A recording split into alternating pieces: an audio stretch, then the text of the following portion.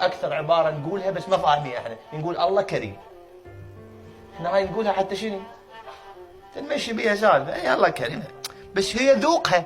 الله كريم يعني شنو؟ يعطي عطاء غير محدود. تخيل يعني وحده من عطاياه، والله واحد يتامل بهاي الايه يدوخ، يعني شنو مره بهذا؟ افترض انا عندي هسه 10,000 سيئه، عندي 10,000 سيئه، تبت توبه نصوح. الله يقول للملائكه سووا ذن ال 10,000 سيئه 10,000 حسنه.